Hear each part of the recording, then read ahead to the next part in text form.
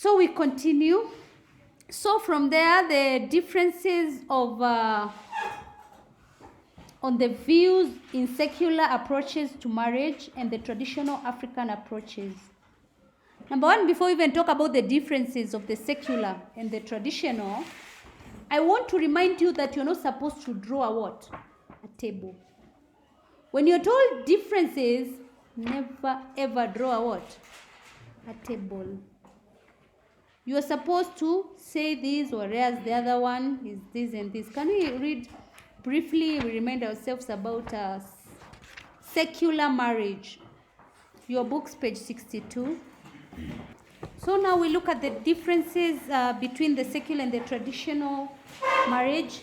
And I told you that you should not draw a table. Just say, whereas in African communities, marriage is a rhythm of life through which everyone must undergo, today some people decide not to marry for personal social reasons. So in Africa, in traditional African society, it is a must for everyone to do what? To marry. But in the secular approach today, it's not a must for someone to do what? To marry because of personal or social reasons.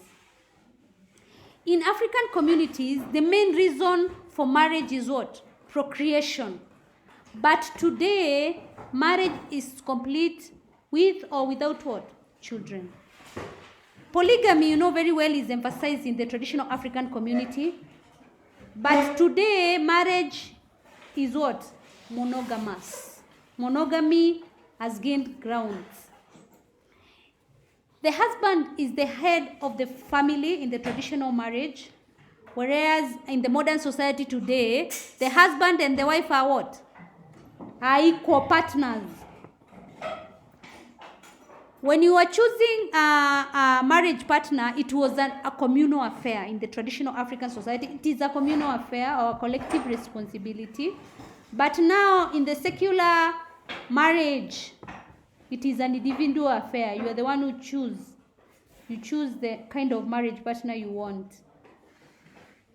So the marriage, African marriage, bride wealth is a social and religious value. It's for social value, whereby to join together the two families or to thank the family of the girl, and it is also a spiritual affair. But today, bride wealth is commercialized. People ask money without any grounds. The qualities of a bride and groom are supposed to be mainly emphasized on kindness and honesty in the traditional African society. But today, when you're choosing a marriage partner, what is emphasized?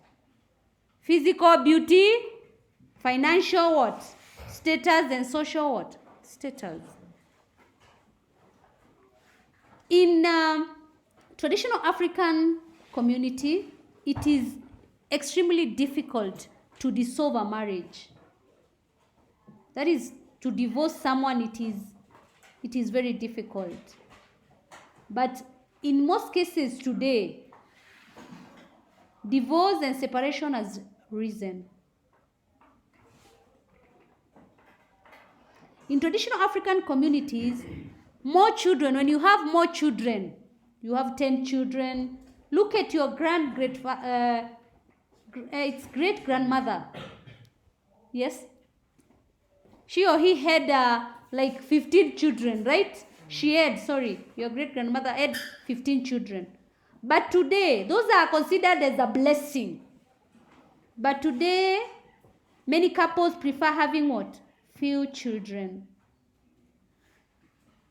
In the traditional African communities, it was very difficult to have interethnic marriages. You married from your own what? Tribe or ethnic community. But today, the practice is common. You can marry from a different what? From a different community. Can you identify other forms of marriage relations that exist?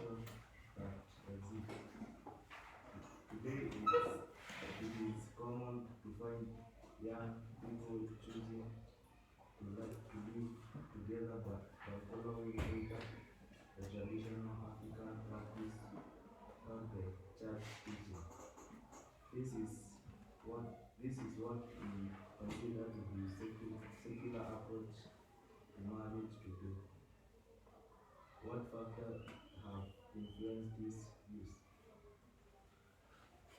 The following are some of the views that have evolved in relation to traditional and Christian practices.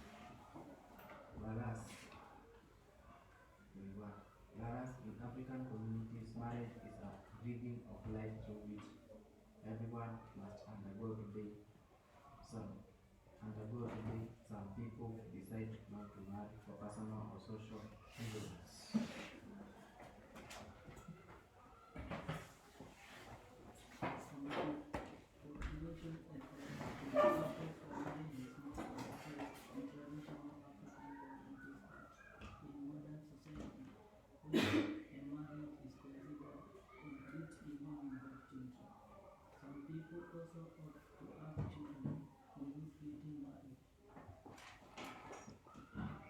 Point three, polygamy, which is strongly emphasized in traditional African marriage, is shunned today, and instead monogamy as deemed grounds for economic and religious reasons.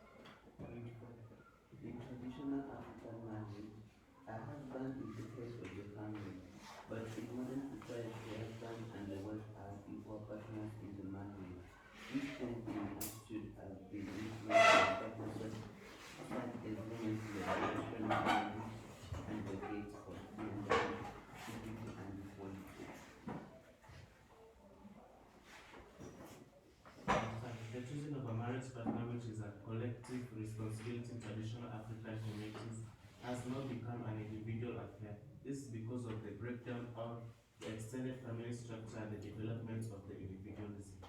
Point six, the traditional family attached breadwinner, which is social and religious, has been eroded. Today, too much economic emphasis is attached to the breadwinner. It has been commercialized and is negotiated in refers to factors such as the educational level of the girl and the kind of career that girl is pursuing. In some cases, breadwinning is not demanded to at all. How is breadwinning is cast in our community? Instead, traditional African communities prosperity traits and beliefs such as truthful, honesty, respect, readiness, strength, and hope, not future prominent in the choice of marriage partner above.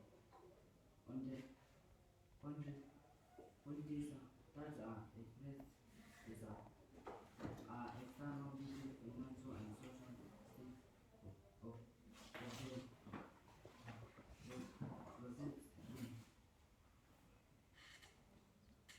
The traditional African community, once a marriage has been formalized, it is extremely difficult to decide.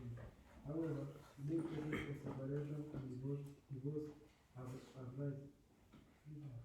Why are marriage breaking so easily that it is the case in traditional African communities? In traditional African communities, the more children a marriage has, the more blessed it is considered to be. But today, many married couples prefer few children due to economic and social factors.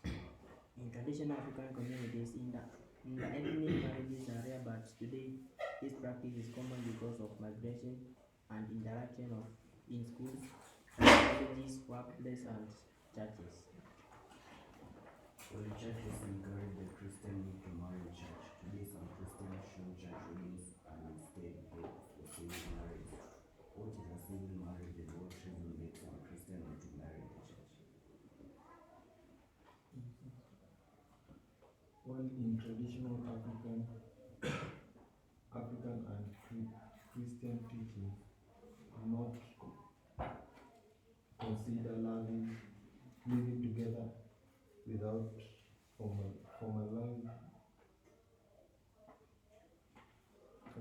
formalizing a marriage today. Some couples live without going through a final marriage.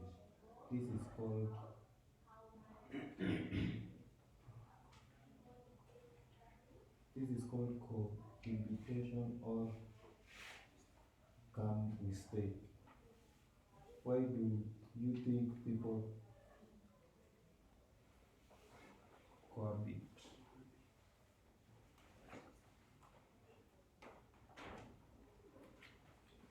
This is an indication of lack of commitment to a long life relationship. It is also a trial marriage for people to find out if they are suitable for one another.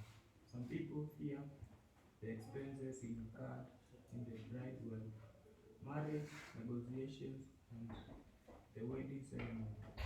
Others believe that so long as they love each other, Yes. there is nothing wrong with such a relationship.